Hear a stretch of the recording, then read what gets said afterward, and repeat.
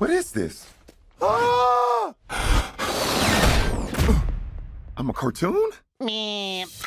What's up, Doc? So, the Space Jam trailer came out today, and I do have a few thoughts on what was displayed in this trailer. We'll do a full trailer breakdown, and then I'll give you my reaction comparing it to the original Space Jam, and I'll tell you what I think. Be sure to subscribe to the channel if you'll have to stay up to date on all major movie and television news, breakdowns, theories, and more. Also, check us out on our other social media accounts. We're on Discord, Twitter, and TikTok, posting daily.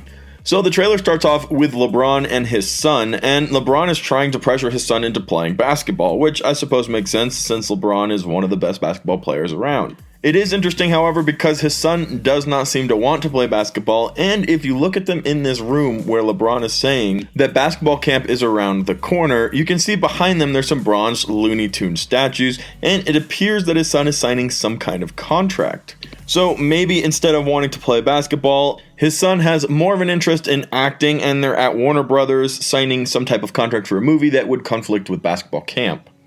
And that continues on as they leave the room seemingly and start to argue about how he wants to do he wants to do what he wants to do, and not necessarily play basketball. They go in the elevator and then they get out on the wrong floor, and we see them walking through this insane server room where all of the electronics are set up, and LeBron is walking in a different direction than his son, and his son goes up to this floating orb and disappears, which takes him into what has been referred and was mentioned in this trailer as the Serververse. So Don Cheadle shows up and he says, I'm the king of this universe and I'm going to have you play some basketball in order to get your son back. Now that seems a little corny, I'll be real, and a little cheesy, like, hey, I stole your son and I need you to play basketball, but it's possible that in the trailer they didn't give us all the details, or that there's going to be a cool twist at the end that maybe we won't see coming, which will make it a little bit less corny and a little bit cheesy. But yes, I'm sure you're thinking the same thing I was, that it did come off a little corny, like, oh, I captured your son, time to play basketball. But they send him down to the Rejects, which is Toon World, where the Looney Tunes are, and this is where it starts to get a little different and kind of interesting. I don't know if it's a good or bad thing yet, but they turn LeBron James into a Looney Tune character. So he gets all cartoonized, and we even see that as he blows his legs back out after his huge fall, and he's with Looney Tunes, and they look like Looney Tunes, and it's really got a good Looney Tune feel. And yes, I just said Looney Tune a ton in that little 10 seconds, but the point of it is it has that feeling of an old Looney Tunes cartoon, and I really do enjoy and appreciate that. Later on, we see they all become more humanized, and they have more of a Sonic the Hedgehog look as cartoons, a lot more modern animation, and that's really cool to see that they still wanted to do the old classic version and then they brought them up to the more modern animation level. I enjoy that idea and that thought of getting both, so that's really cool.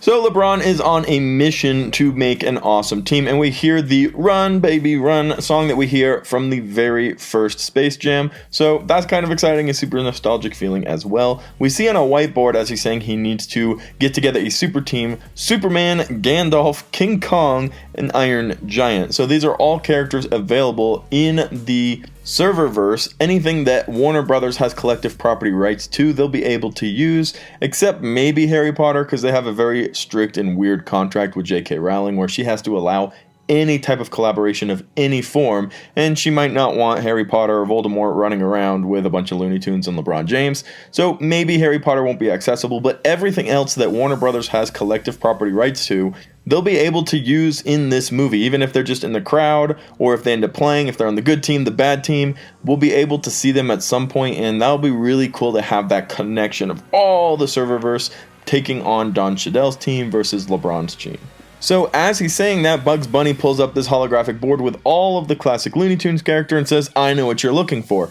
And I suppose at this point he's going to show footage or go on a monologue about how they were able to beat the Monstars with Michael Jordan and they were able to earn their freedom. So they know what they're doing and they have some practice and they were victorious the first time around. Then I probably presume at some point we'll get some cool Michael Jordan jokes at LeBron's expense, and hopefully maybe even a Michael Jordan cameo, but I find that potentially unlikely. But it would be really cool if that were to happen that way.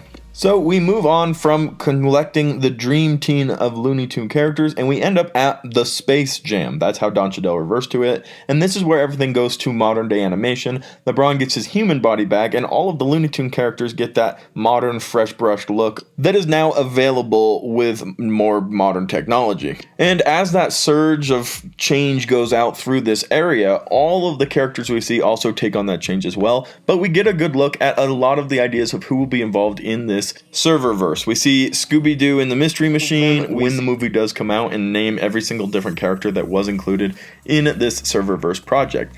Now, there was a mention of Gal Gadot's Wonder Woman actually being involved too for some type of a cameo because it is a serververse, DC's involved, so there will be some big names potentially in the crowds or playing for a little bit, and it would be really awesome to get that cameo. But again, nothing's guaranteed. I don't know how in-depth they want to go with the serververse, with pulling these characters out of the Warner Brother projects and putting them into this, but literally anything is an option, so that will end up becoming really cool and apparent when the movie does finally go live. We then get to see a couple scenes from the basketball game and all of the cool game style different plays that we're going to be able to see during it, the walls, the super jumps, all the electricity, and the extra bonus points, stuff like that is included in these scenes here. So if I had to say that I was impressed or not impressed with this trailer, I would be leaning towards impressed. There are a lot of aspects of it that I think are very original, are very cool, and I'm excited to see how it does play out. I like the idea of seeing everybody as the classic Looney Tune characters, including LeBron James. That's very different, and then bringing out that modern animation, bringing LeBron back to his regular form, and having this cool integrated basketball game with all sorts of characters from all over Warner Brothers creations. I feel like that leaves a lot of open doors for cameos, Easter eggs, and other fun hidden things, and not so hidden things, that will make the movie enjoyable and a cool experience overall. I do feel like it was a little corny coming out of the bag and as a trailer, but like I said, that could easily just be what the trailer is showing us, and there's going to be a cool twist or something we don't really see. The comedy does seem to be there. He makes a really funny joke about how Will Smith doesn't have to deal with this. There's the shoot the ball joke, which is a really classic Looney Tune style joke, and a lot of other funny things they've added into this trailer. Now, hopefully this is a scenario where they showed us the only 8 funny things in the entire movie and the rest of it's not funny, because that's an issue that happens with comedies, especially kid comedies like this.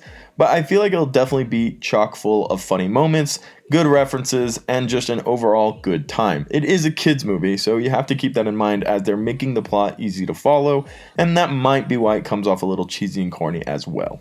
But it definitely looks cool. The Space Jam arena where all the characters are there, it was absolutely packed loaded full with millions of people, and the whole idea of Space Jam is brought back to life in this second edition. It will be cool to see how it plays out, how it differs from the first one, and how it's similar. We did get some nostalgic feels through the music and the general idea of the Toon Squad. So personally, I'm excited for this one. I wonder what you guys think. What did you think in the comment section down below? Let me know. Did you think it was too corny, too cheesy? Or do you think it'll be a cool, refreshed look at Space Jam and LeBron James might actually do a pretty decent job? Let me know your thoughts in the comment section down below. As always, thank you to everybody who watched till the very end of the video. If you found it helpful, useful, or entertaining, be sure to subscribe to the channel and check us out on our other social medias. You can find the link to all those in the description section down below. And we'll catch you on the next one right here on Cosmic Culture.